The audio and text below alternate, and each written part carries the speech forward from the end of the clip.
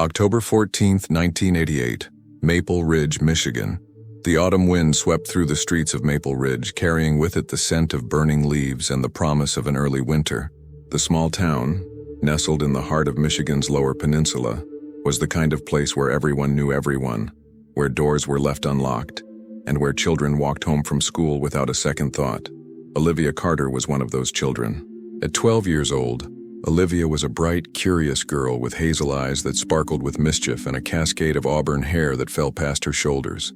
She was known for her infectious laugh, her love of reading mystery novels, and her habit of collecting smooth stones from the creek that ran behind her house. Her teachers at Maple Ridge Middle School described her as diligent and imaginative, always raising her hand to answer questions, always lost in a book during lunch breaks. On that particular Friday afternoon, the school bell rang at 3:15, releasing a flood of students into the cool October air. Olivia gathered her books, stuffed them into her worn canvas backpack, and headed toward the exit. Her best friend Jennifer Walsh caught up with her near the lockers. "Liv, you coming to my place tomorrow?" Jennifer asked, adjusting the straps of her own backpack. "My mom said we could rent a movie from Blockbuster." Olivia's face lit up. "Definitely. Can we get something scary?" Jennifer laughed. "You know my mom won't let us watch anything too creepy. Maybe The Princess Bride again?" "Fine by me," Olivia said with a grin. "I'll call you tonight." The two girls parted ways at the school's front steps. Jennifer's mother was waiting in the parking lot, engine idling. Olivia waved goodbye and started down Elm Street, the route she had walked countless times before. It was a straightforward path, 6 blocks south, a left turn onto Birch Avenue, then 3 more blocks to her house on Sycamore Lane. The streets were alive with the sounds of children playing, dogs barking, and the distant hum of lawnmowers making their final autumn cuts. Olivia passed Mrs. Henderson's house, where the elderly woman was raking leaves into neat piles. She waved at Olivia, who waved back with a smile. "Afternoon, Olivia. Tell your mother I have that recipe she wanted." "I will, Mrs. Henderson," Olivia called out, her voice bright and cheerful. She continued walking, her sneakers crunching against the carpet of fallen leaves. The sky was a brilliant blue, streaked with wisps of white clouds.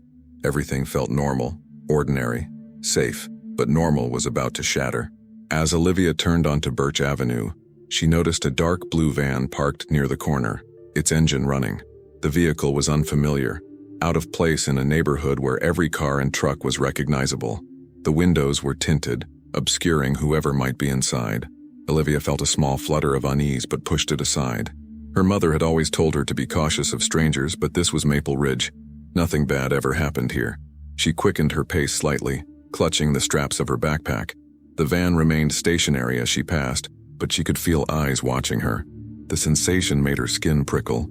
She resisted the urge to look back and instead focused on the familiar landmarks ahead. The Johnsons' red mailbox, the old oak tree with the tire swing, the corner store where she and her father sometimes bought ice cream on summer evenings. 3 blocks to go. The van's engine revved suddenly, the sound cutting through the peaceful afternoon like a knife. Olivia's heart began to race. She glanced over her shoulder and saw the vehicle slowly rolling forward, keeping pace with her. Panic surged through her chest. She broke into a run. Her backpack bounced against her shoulders, her breath coming in short gasps. The van accelerated, closing the distance between them.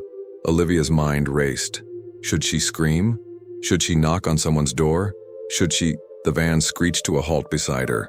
The side door slid open with a metallic clang. "Olivia Carter?" a voice called out, calm and almost friendly. She froze, her instincts warring with her fear. How did they know her name?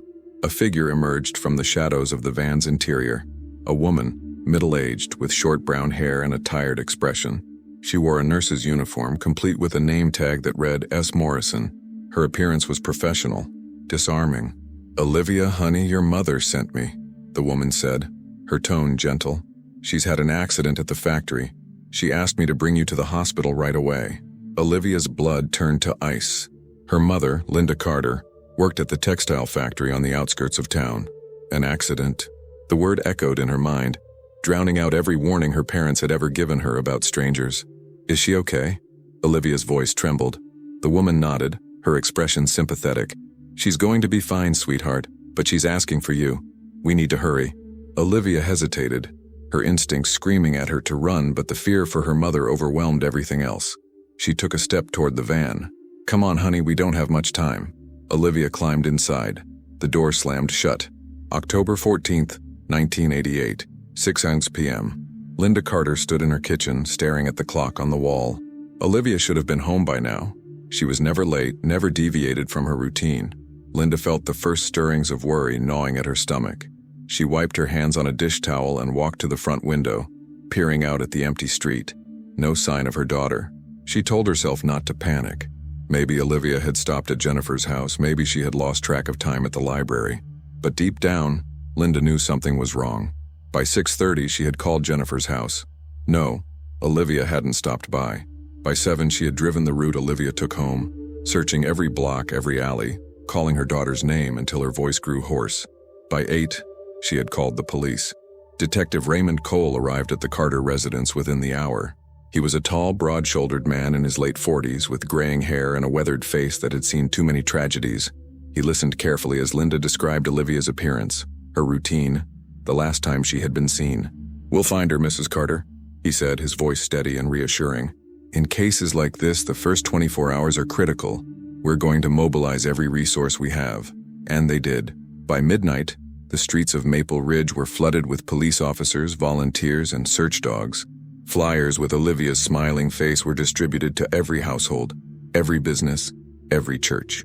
The local news stations broadcast her photo, pleading for information. The entire community came together, united in the desperate hope of bringing Olivia home. But as the hours turned into days, and the days into weeks, hope began to fade. No witnesses came forward. No ransom demands were made. No body was found. Olivia Carter had simply vanished. November 1988. The investigation detective Cole worked the case tirelessly, following every lead, interviewing every potential witness. He checked the registrations of every dark blue van in the county. He questioned known offenders, tracked down tips that led nowhere. He visited the Carter home regularly, updating Linda and her husband Robert on the investigation's progress, or lack thereof. The strain on the family was unbearable.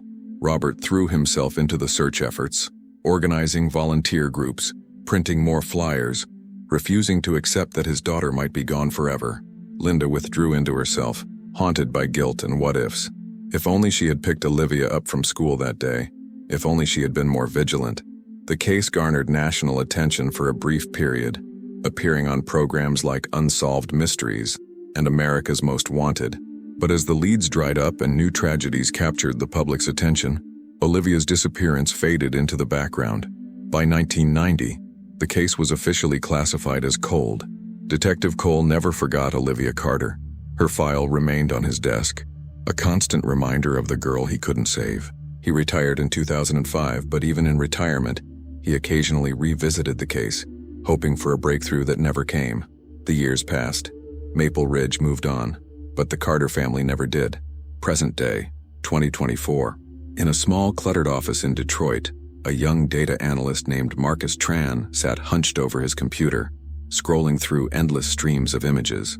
He worked for a private tech firm specializing in artificial intelligence applications for law enforcement, specifically, facial recognition software designed to identify missing persons and fugitives. The AI system, known as Seeker, had been trained on millions of photographs from police databases, social media platforms, and public records. It could analyze facial features with astonishing accuracy, matching childhood photos to aged projections, cross-referencing data points in seconds.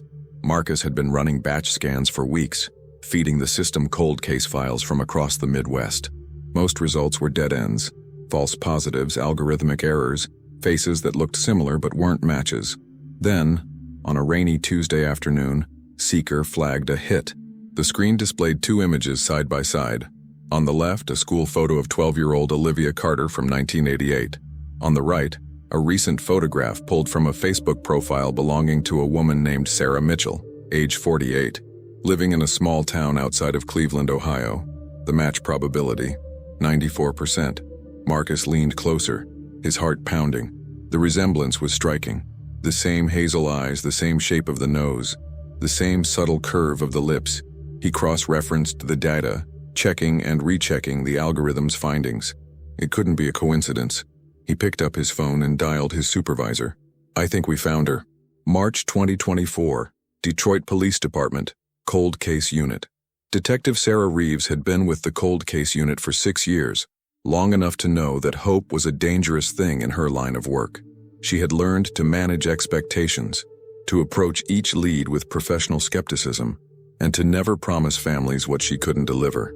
But when Marcus Tran's report landed on her desk, accompanied by the side-by-side images of Olivia Carter and Sarah Mitchell, something stirred in her chest, a sensation she hadn't felt in years.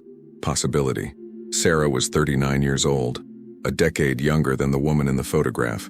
She had sharp features, dark hair pulled back in a practical ponytail, and eyes that missed nothing. She had grown up in Detroit, seen the city's decay and rebirth, and chose law enforcement because she believed in second chances, for cities and for people. She sat in her cramped office, the fluorescent lights humming overhead, and studied the AI-generated report. The facial recognition software had identified 23 distinct matching points between the 12-year-old Olivia and the adult Sarah Mitchell. The bone structure, the distance between the eyes, the shape of the ears, all aligned with statistical precision. But Sarah knew better than to trust technology alone. False positives happened. People looked alike. The software, sophisticated as it was, couldn't account for the human element. Trauma, plastic surgery, coincidence. She needed more. Sarah pulled up Sarah Mitchell's digital footprint. The woman maintained a minimal social media presence, a Facebook account with sparse activity, mostly sharing recipes and inspirational quotes. No Twitter, no Instagram, no LinkedIn. The profile picture that had triggered the AI match was from a community event in Lakewood, Ohio, dated 6 months earlier. Sarah Mitchell stood among a group of volunteers at a food bank, her smile tentative, her posture suggesting someone who preferred to remain in the background. The address listed on her profile led to a modest apartment complex on the outskirts of Cleveland. Public records showed Sarah Mitchell had lived there for 3 years. Before that, a rental house in Akron. Before that, nothing. The trail went cold around 2015. No employment history before 2016. No credit cards before 2015. No driver's license issued before 2014. It was as if Sarah Mitchell hadn't existed before a decade ago. Sarah Reeves felt her pulse quicken. This wasn't normal. This was someone who had reinvented themselves, someone who had erased their past. She reached for her phone and called her partner, Detective James Ortiz. He answered on the second ring. "Jimmy, I need you to run a full background on someone. Named Sarah Mitchell, DOB listed as April 1976, currently residing in Lakewood, Ohio. What's this about?" Ortiz's voice was gravelly, worn down by too many late nights and too much coffee. "Potentially a cold case from 1986, missing child. I'll brief you when you get in. I'm 10 minutes out. Coffee? Always." Sarah hung up and returned her attention to the file.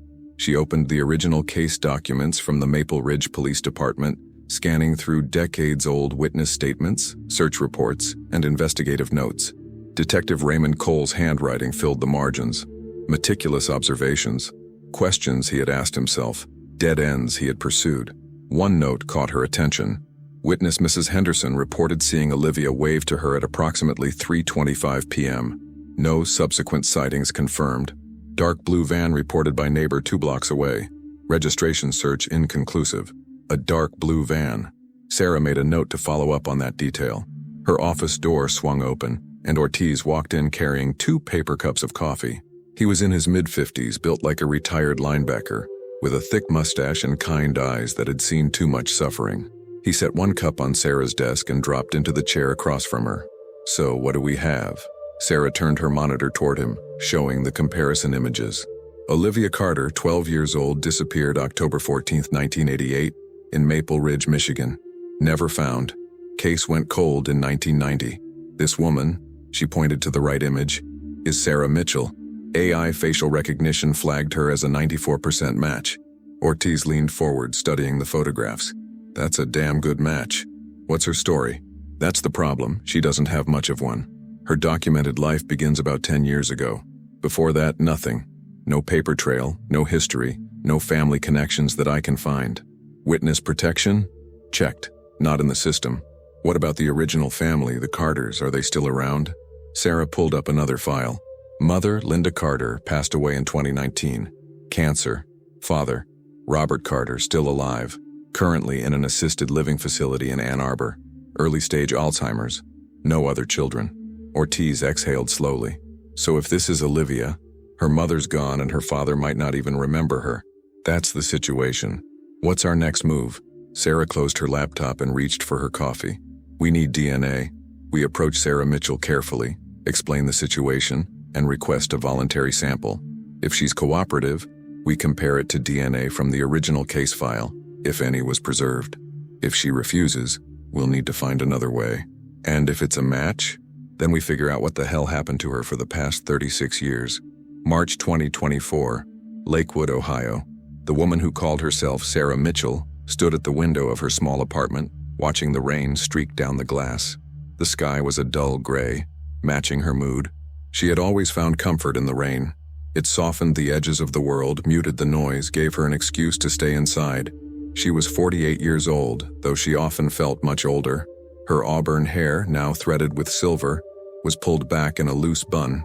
Her face carried the weight of years lived in shadow, lines etched by worry and vigilance. She wore simple clothes, jeans, a faded sweater, practical shoes. Nothing that drew attention. Attention was dangerous. Sarah had built her life on invisibility. She worked part-time at a local library, a job that allowed her to blend in, to observe without being observed. She kept her interactions minimal, her friendships superficial. She volunteered occasionally, just enough to appear normal, but never so much that people asked questions. Questions were dangerous too. Her apartment reflected her philosophy. Sparse, functional, devoid of personal touches. No photographs on the walls, no mementos from the past.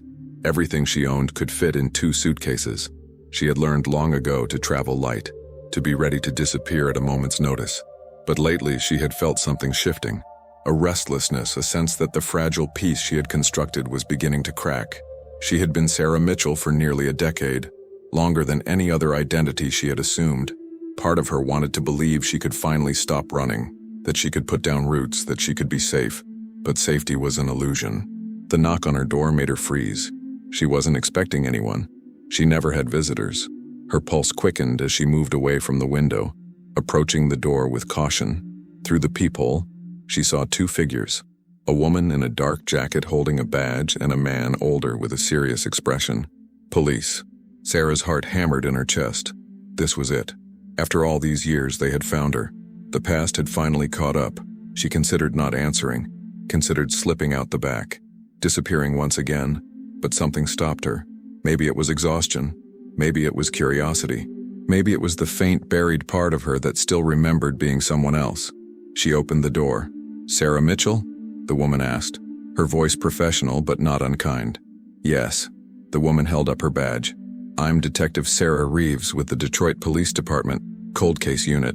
This is my partner, Detective James Ortiz. May we come in?" Sarah's mind raced. Detroit, Cold Case Unit. She forced herself to remain calm, to keep her expression neutral. "What's this about?" "We'd like to ask you some questions. It won't take long, may we?" Sarah hesitated, then stepped aside. The detectives entered, their eyes sweeping the room, taking in the bare walls, the minimal furniture, the absence of a life fully lived. They sat at her small kitchen table. Sarah remained standing, her arms crossed defensively. Detective Reeves pulled out a folder and opened it, revealing a photograph. "Do you recognize this girl?"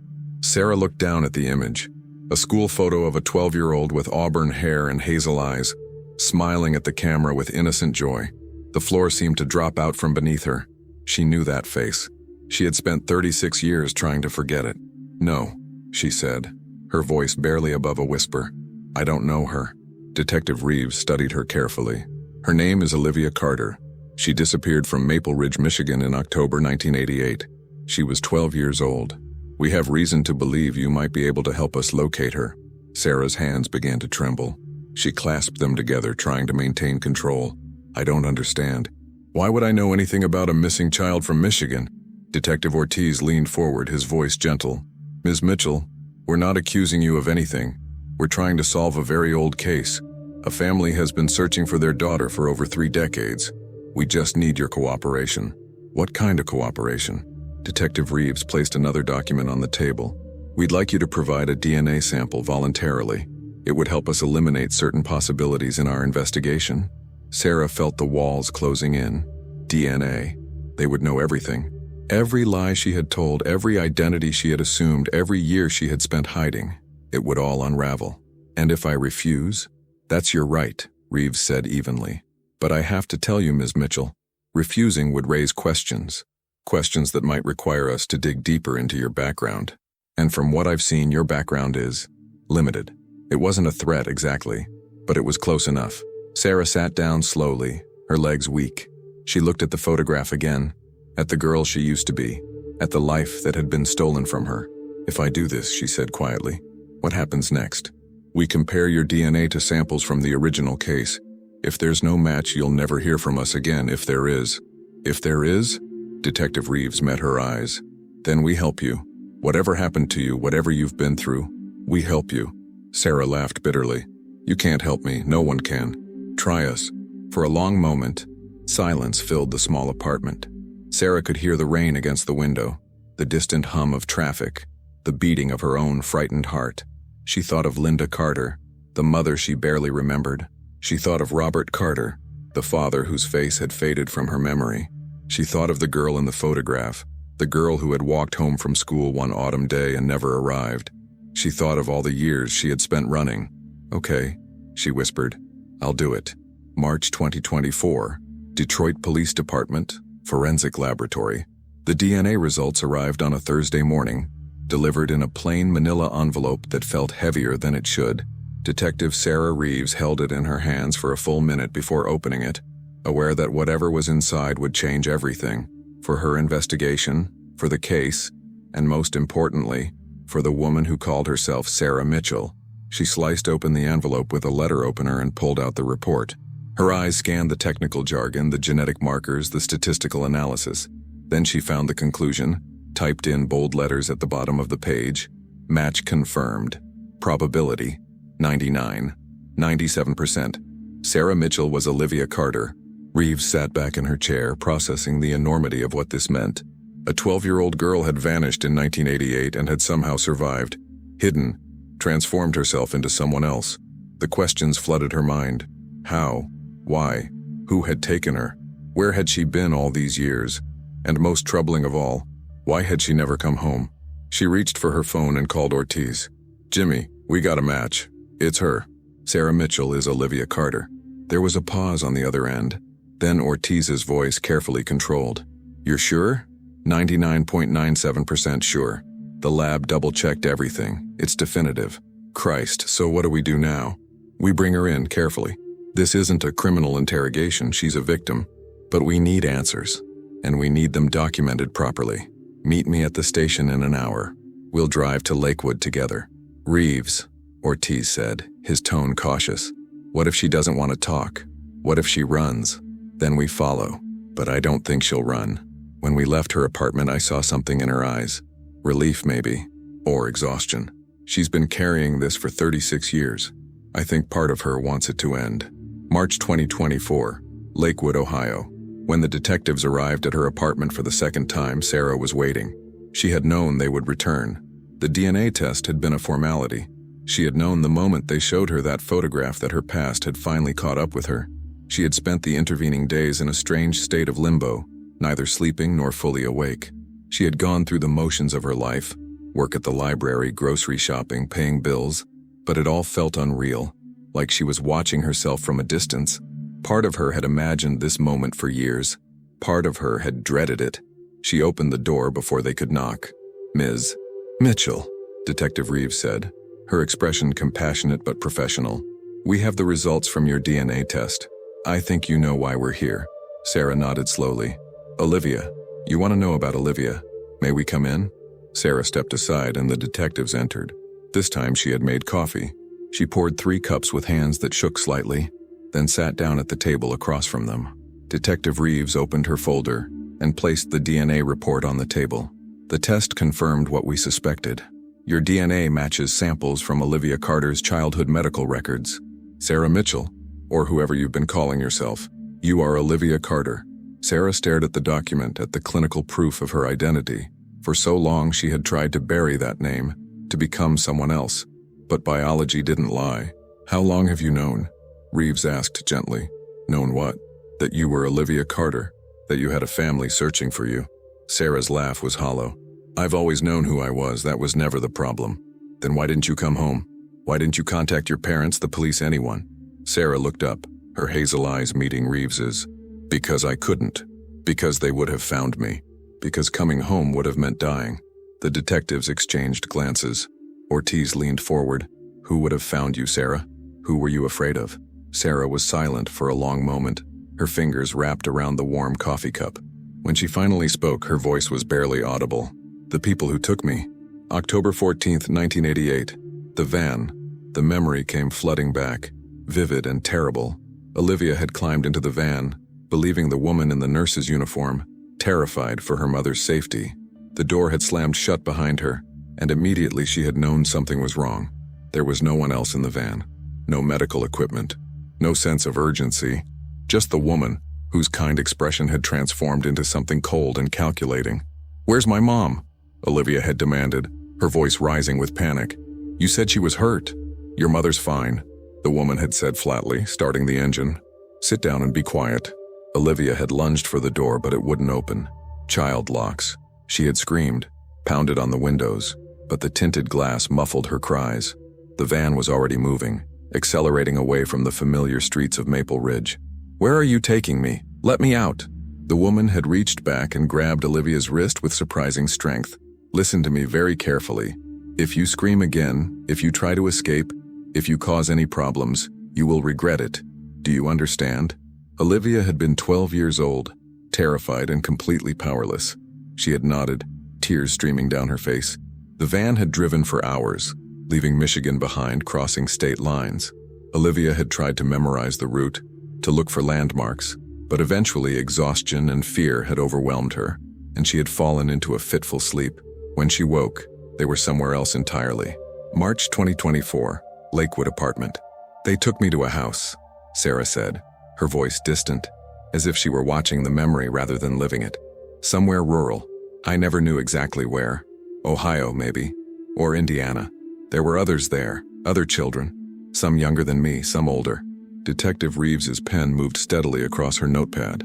"How many others?" "It varied. Sometimes 4 or 5. Sometimes more. They came and went.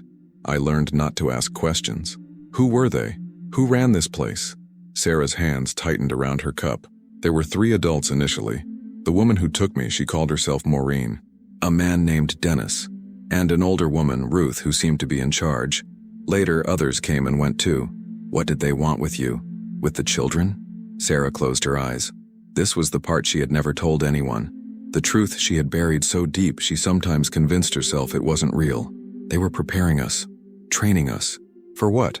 To disappear, to become new people. They would keep us for weeks, sometimes months.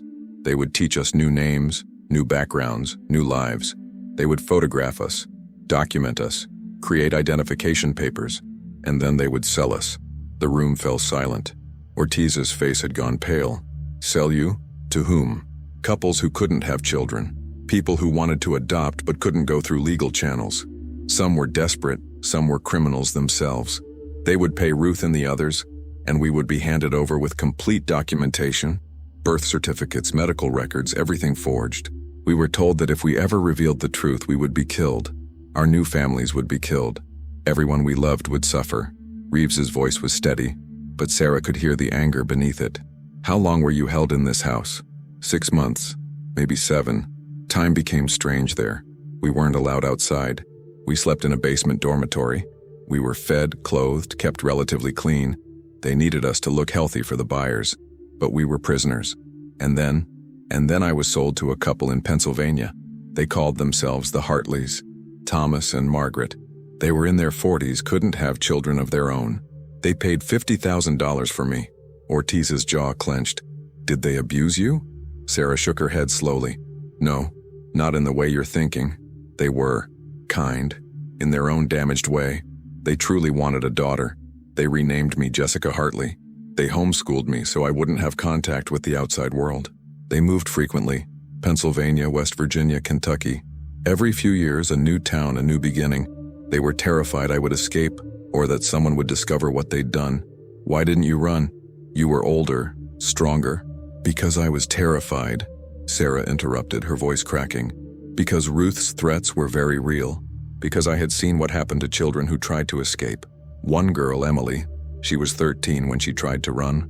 They caught her within hours. The next day she was gone, and Ruth told us she'd been dealt with. We all understood what that meant. Reeves leaned forward. Sarah, Olivia, those people, that organization, they're criminals. Human traffickers. If they still exist, we need to stop them. We need names, locations, anything you can remember. Sarah looked at her with hollow eyes. I've spent 36 years trying to forget those details, Detective. And even if I wanted to help, most of them are probably dead or long gone by now. But some might still be out there, still taking children. The weight of that statement hung in the air.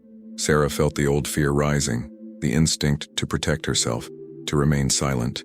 But something else stirred too, a long buried anger, a desire for justice not just for herself, but for all the others who had disappeared into that darkness. The Hartleys died in 2014, she said finally. Car accident in Ohio. I was 38 years old, and for the first time in my life I was free. No one watching me, no one controlling me. I took what little money they'd left me and started over. I became Sarah Mitchell. I thought I could finally have a normal life. But you couldn't forget. No, Sarah whispered. I couldn't forget. Detective Reeves closed her notebook and looked at Sarah with genuine compassion. We're going to need you to come to Detroit. We'll need detailed statements. We'll need to work with you to identify these people, to locate that house if it still exists. This is going to be difficult, but you won't be alone. We'll protect you. You can't promise that. You're right. I can't promise you'll be completely safe, but I can promise that we'll do everything in our power to bring these people to justice. And I can promise that your father, Robert Carter, deserves to know his daughter is alive. At the mention of her father, Sarah's carefully constructed walls finally crumbled. Tears streamed down her face, decades of suppressed grief pouring out. Is he okay? Reeves's expression softened. He's in assisted living. He has early Alzheimer's, but he's alive and I believe he would want to see you. Your mother, Linda, she passed away 5 years ago, but she never stopped looking for you. She never gave up hope.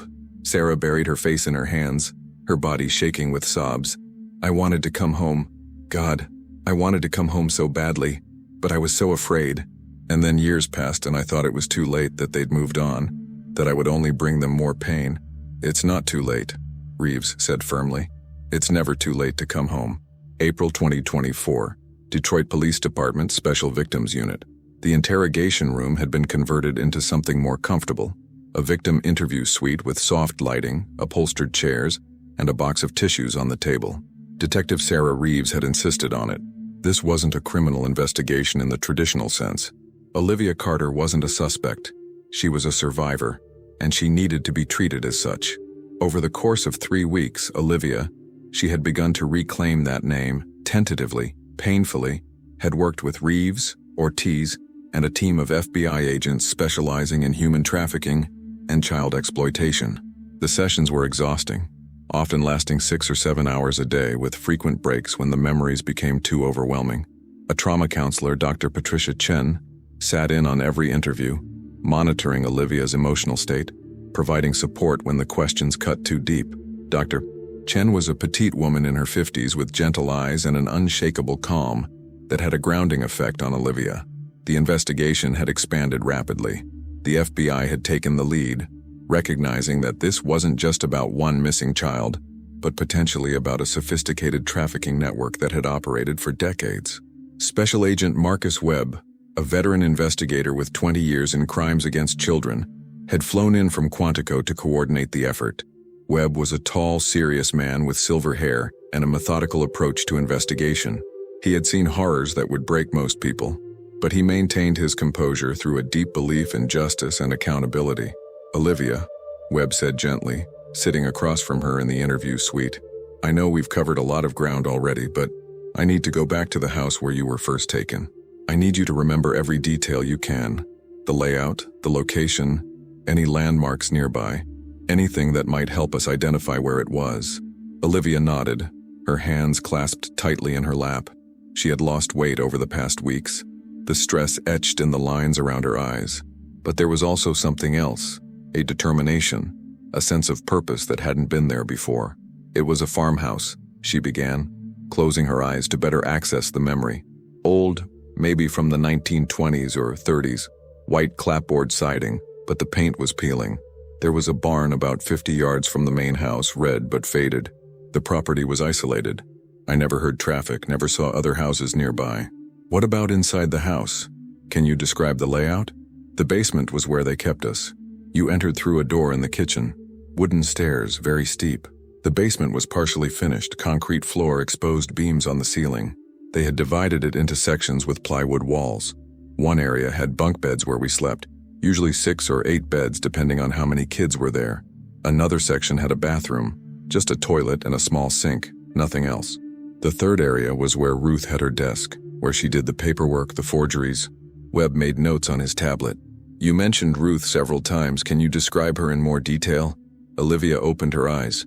She was in her 60s, I think. Heavy set, with gray hair she kept in a tight bun. She wore reading glasses on a chain around her neck. She had a scar on her left hand, burn scar covering most of her palm and fingers. She ran everything. Dennis and Maureen were afraid of her. Did you ever hear a last name? Any mention of where she came from? No, we were never told last names. But I remember once Dennis called her Mrs. Kovach by accident, and she got very angry.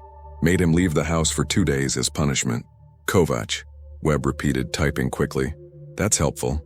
What about Dennis? Can you describe him? Younger than Ruth, maybe in his 40s, thin, balding. He had a nervous habit of cracking his knuckles. He was responsible for transportation, picking up new children, delivering children to their buyers. He scared me more than the others because he seemed unpredictable. One moment he'd be almost friendly, the next he'd be cruel. And Maureen, the woman who took you from Maple Ridge?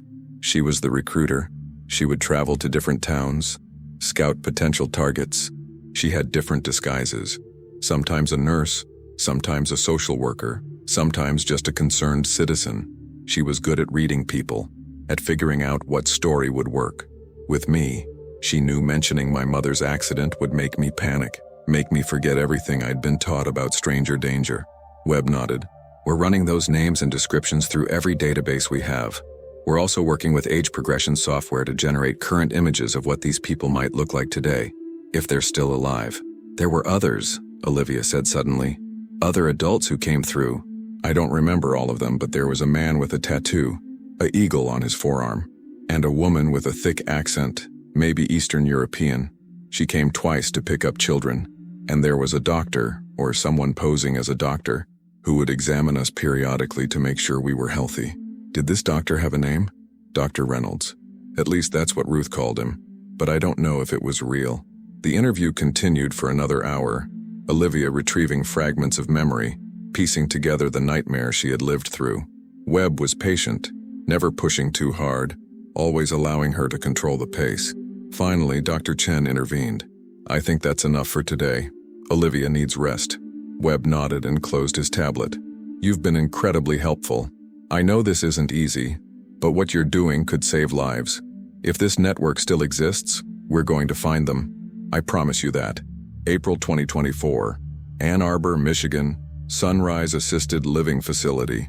The most difficult part of this entire ordeal, Olivia had decided, would be facing her father.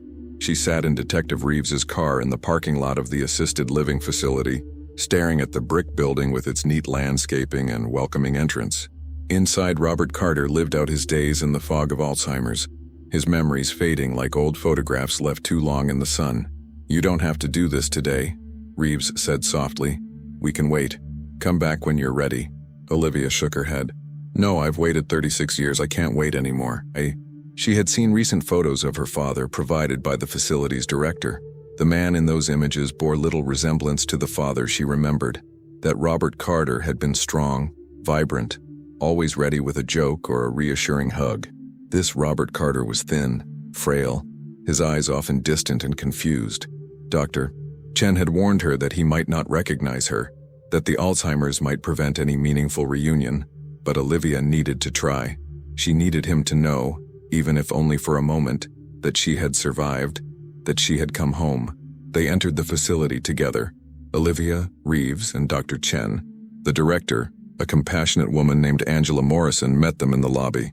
Ms. Carter, she said, taking Olivia's hand gently. We're so glad you're here. Your father is having a good day today, more alert than usual. He's in the common room. I should prepare you, though. He talks about Olivia often, his missing daughter.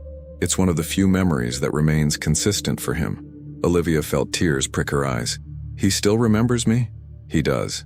The trauma of losing you seems to be imprinted deeper than other memories. He asks about you frequently, wonders when you're coming home. The words were both comforting and heartbreaking. They walked through the facility's corridors, past rooms where elderly residents watched television or slept in recliners. The walls were decorated with cheerful artwork, but there was no disguising the underlying sadness of the place, the slow decline, the fading of lives once fully lived. Robert Carter sat by a window in the common room, staring out at the garden. He wore a cardigan, sweater, and slippers, his white hair neatly combed. As they approached, Olivia could see his profile, the strong jaw that had softened with age, the hands that once seemed so powerful now thin and spotted. "Robert," Angela said gently, "you have visitors." He turned slowly, his blue eyes cloudy but curious. His gaze swept over Reeves and Dr. Chen, then landed on Olivia. For a moment there was no recognition, just polite confusion. Then something shifted. His eyes widened, his breath caught. His hand reached out, trembling. "Olivia." His voice was hoarse, disbelieving. Is that my Olivia?" She knelt beside his chair, taking his frail hand in hers. "Yes, Dad. It's me. I'm here. I came home." Robert's face crumpled, tears streaming down his weathered cheeks. "I looked for you. God, I looked everywhere. Where were you? Where have you been?" "I was lost, Dad, but I found my way back. On my way." He reached out with his other hand, touching her face as if to confirm she was real. "You're so grown up. My little girl is all grown up. I'm sorry it took so long. I'm so sorry." "Your mother," he said, confusion creeping into his expression. "We need to tell your mother. She's been so worried. Where is she?" Linda, our Olivia is home." Olivia's heart shattered. He didn't remember that Linda was gone, that cancer had taken her, that she had died never knowing her daughter was alive. Dr. Chen moved closer, her voice gentle. "Robert, Linda isn't here right now, but Olivia is here. Your daughter is here with you." Robert looked back at Olivia, his confusion giving way to joy. "You came back. You really came back." "I did, Dad, and I'm not leaving again." They sat together for over an hour. Robert's lucidity came and went like waves. Sometimes he was fully present, asking questions about where she had been, what had happened to her. Other times he would drift, thinking Olivia was still 12, asking if she had homework to finish, reminding her to clean her room. Olivia answered every question with patience and love, understanding that these might be the only moments she would have with him. The disease was progressive, this clarity wouldn't last. When it was time to leave, Robert gripped her hand tightly. "You'll come back, won't you? Promise me you'll come back." "I promise, Dad. I'll come back as often as I can. Don't disappear again, Olivia. I couldn't bear it. I won't. I'm here now. I'm really here." May 2024, Detroit FBI Field Office. The investigation had taken on a life of its own. Special Agent Webb's team had identified several promising leads based on Olivia's testimony. The name Kovacs had generated multiple hits in criminal databases. Ruth Kovacs, deceased 2003, had a prior arrest for fraud in the 1970s. Her last known address was a property in rural Ohio, matching Olivia's description of the farmhouse. The FBI had obtained warrants and searched the property. The current owners had purchased it in 2005, knowing nothing of its history. But in the basement, forensic teams had found evidence. Old plywood partitions, scratches on the concrete floor consistent with bed frames, and most damningly, DNA evidence from multiple individuals, including several matches to missing children from the 1980s and 1990s. The case was now officially classified as a multi-victim trafficking and kidnapping operation. The media had gotten wind of it, and Olivia's story had exploded across national headlines. Miracle reunion. Missing child found after 36 years. AI technology solves decades-old cold case. Trafficking network exposed through survivors' courage. Olivia had given one press conference, standing beside Detective Reeves and Agent Webb, reading a prepared statement. She had been nervous, her voice shaking as she spoke, but her message was clear. She was a survivor, not a victim. She had reclaimed her life, her identity, her name. The investigation continued. Dennis, identified through records as Dennis Harmon, had died in 2011. Maureen, real name Maureen Talbot, was still alive, aged 74, living in a nursing home in Indiana under an assumed name. She was arrested and charged with multiple counts of kidnapping, conspiracy, and human trafficking. The FBI was still searching for others involved in the network, following trails that went cold decades ago. But every piece of evidence they uncovered validated Olivia's testimony, proved that her nightmare had been real, and most importantly, her courage had opened doors for other victims. Hotlines had been established for anyone with information about similar trafficking operations. Several individuals had come forward, sharing stories that echoed Olivia's, providing new leads, new names, new possibilities for justice. June 2024, Detroit, Michigan. The therapy sessions had become a regular part of Olivia's life. 3 times a week she sat in Dr. Patricia Chen's office.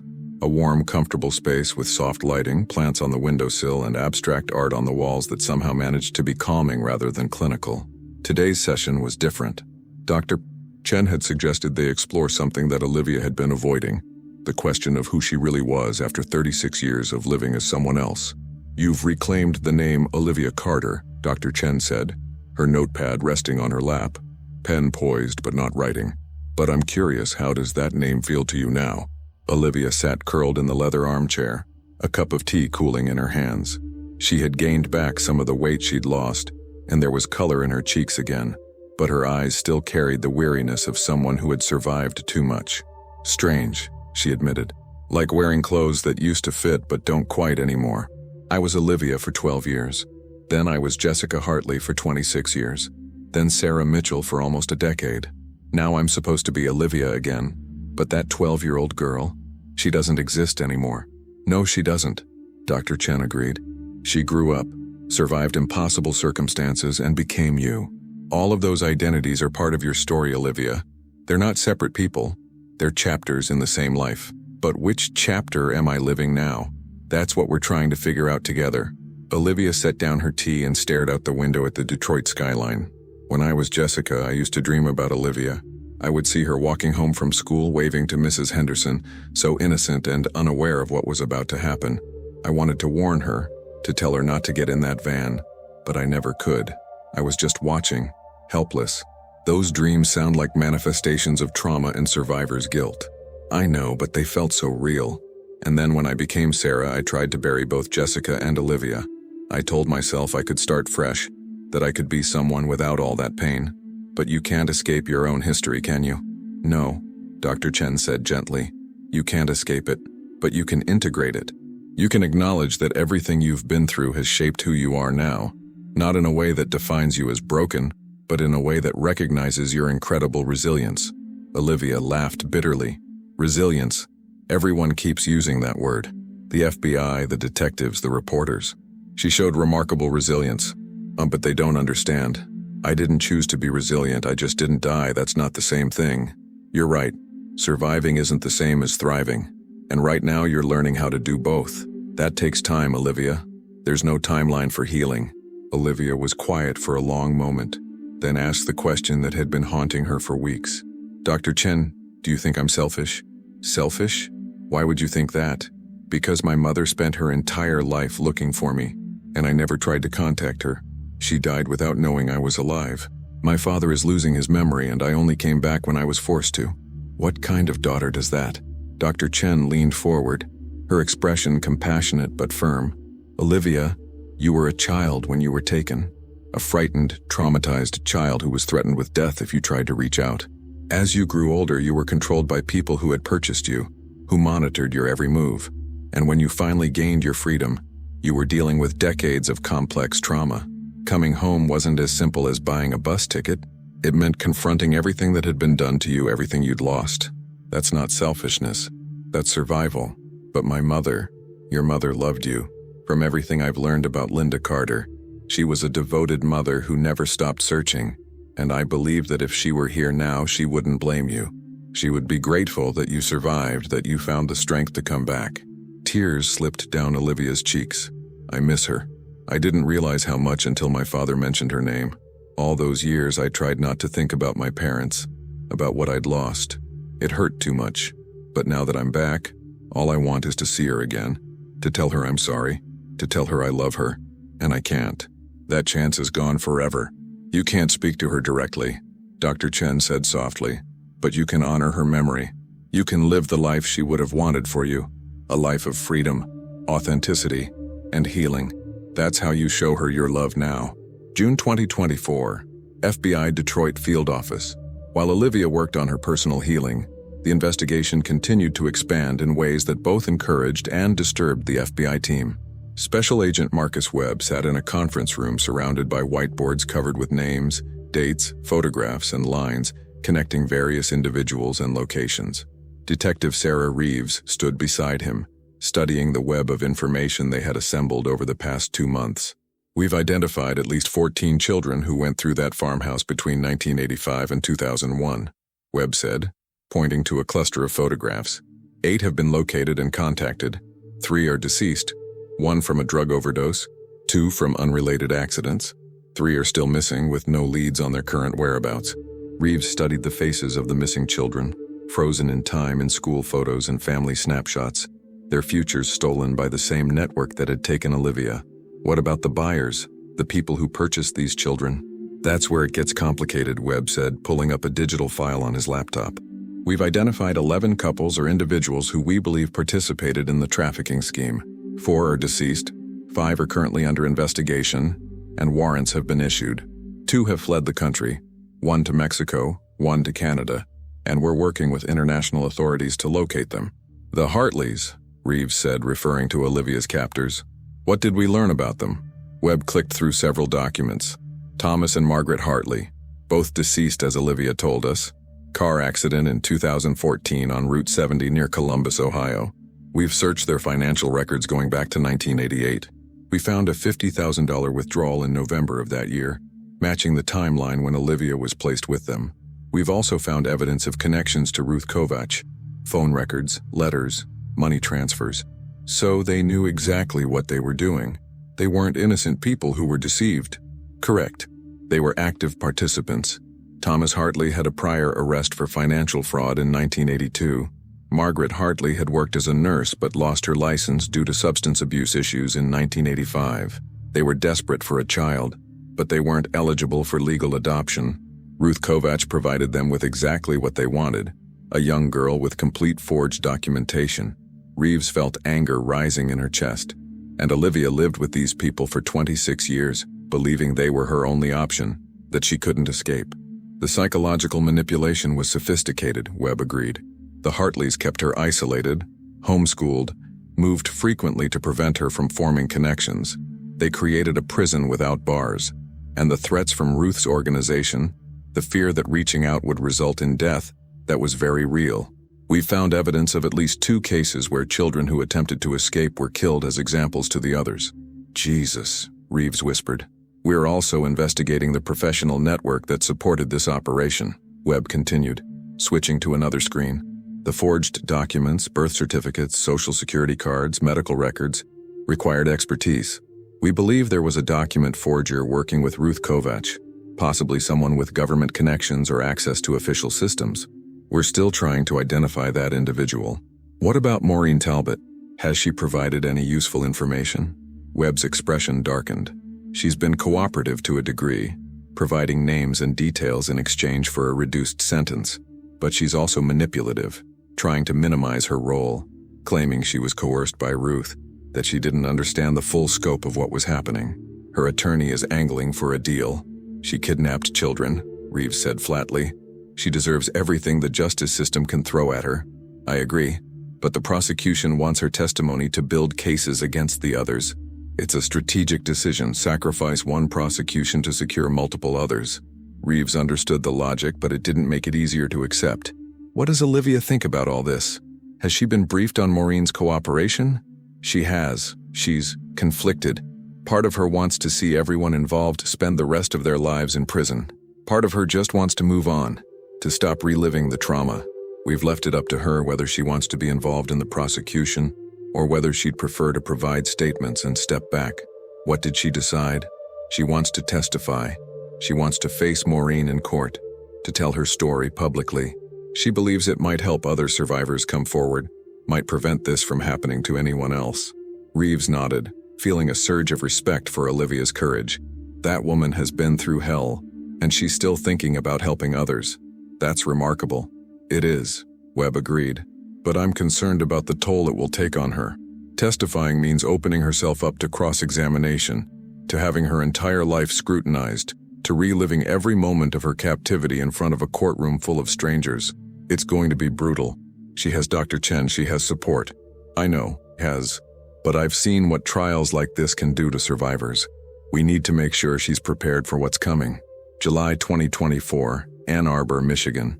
Olivia had fallen into a routine of visiting her father 3 times a week. Some days were better than others. Sometimes Robert recognized her immediately, his face lighting up with joy. Other days he looked at her with confusion, asking who she was, where Linda had gone, why this stranger was in his room. Those were the hard days. Today was a good day. Robert sat in the facility's garden, enjoying the warm summer afternoon. Olivia sat beside him on a bench, holding his hand, telling him stories about her life. Carefully edited versions that didn't include the trauma, just the moments of beauty she had managed to find. I've been thinking about getting a cat, she told him. I never had a pet growing up, and I think it might be nice to have some company. Robert smiled. Your mother always wanted a cat. I was allergic, so we never got one. But she used to feed the strays in the neighborhood. Kind heart, your mother. The best person I ever knew. Tell me about her, Olivia said softly. Tell me what she was like. Robert's eyes grew distant, but in a way that suggested he was traveling to happy memories rather than getting lost in confusion. Linda was sunshine. That's what I always thought. She could walk into a room and make everything brighter. She worked at the textile factory, did I tell you that? You did. Hard work, but she never complained. She'd come home exhausted, but she'd still make dinner, help you with your homework, read you stories before bed. She loved you more than anything in this world, Olivia.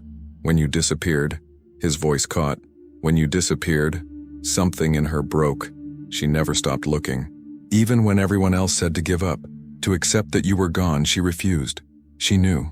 Somehow she knew you were still out there. Olivia wiped tears from her eyes. I wish I could have told her. I wish she knew I never stopped thinking about her either. She knows, Robert said with sudden clarity, squeezing her hand. Wherever she is, she knows. And she's so proud of you for coming back, for being strong enough to survive. They sat in comfortable silence, watching butterflies dance among the flowers in the garden. For a few precious moments, Olivia felt something she hadn't felt in decades. Peace. Dad, she said quietly, I need to tell you something. There's going to be a trial. I'm going to testify about what happened to me, about the people who took me. It's going to be in the news, and it might be difficult. Robert turned to her, his expression serious. You do what you need to do, sweetheart.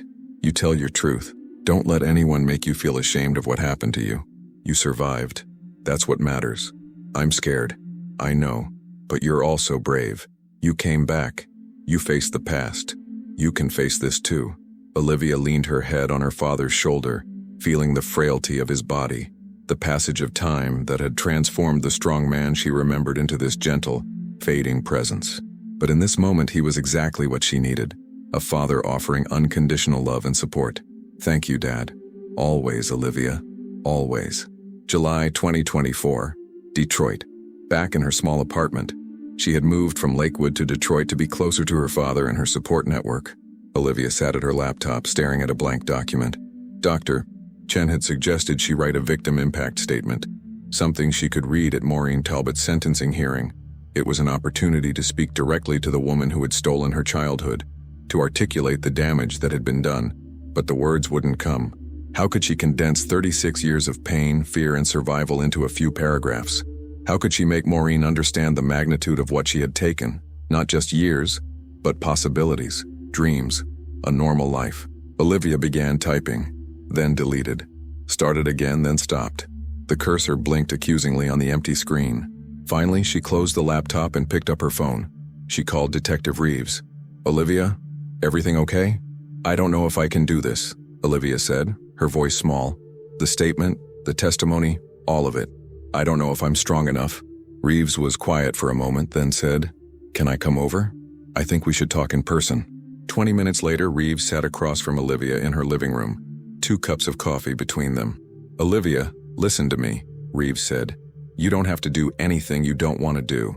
If testifying is too much, we have your written statements, we have the evidence. The case against Maureen and the others doesn't depend entirely on you taking the stand. But you said it would be more powerful if I testified. It would, but not at the cost of your mental health. You've already done more than anyone could have asked. You've given us names, locations, details that have cracked this case wide open. You've helped us identify other victims, that's enough. Olivia shook her head. No, it's not. Because if I don't testify, if I don't face her, then she still has power over me. She still controls my life, and I can't let that continue. Reeves studied her carefully. Then we'll prepare you. We'll work with Dr. Chen with the prosecution team to make sure you're ready. You won't be alone in that courtroom, Olivia. I'll be there. Agent Webb will be there. Your support system will be there. What if I fall apart? Then we'll put you back together. That's what we do.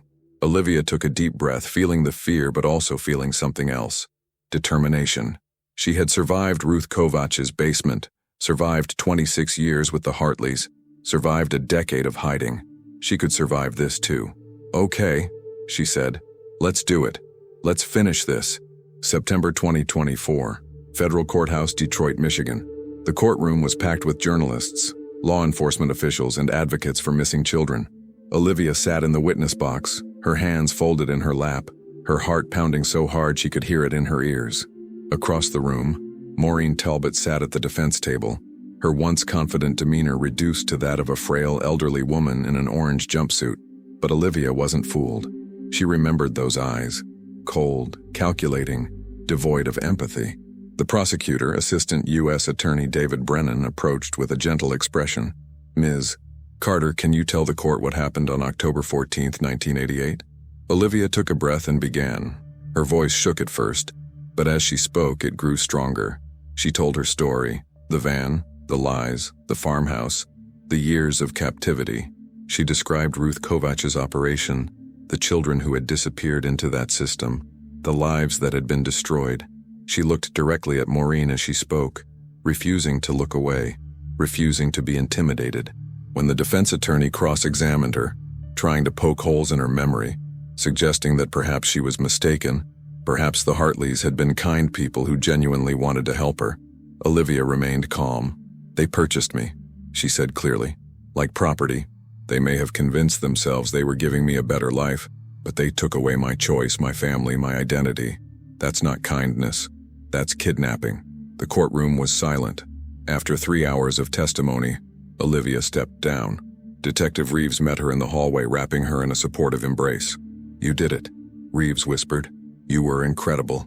October 2024, sentencing. Maureen Talbot was sentenced to 35 years in federal prison without possibility of parole.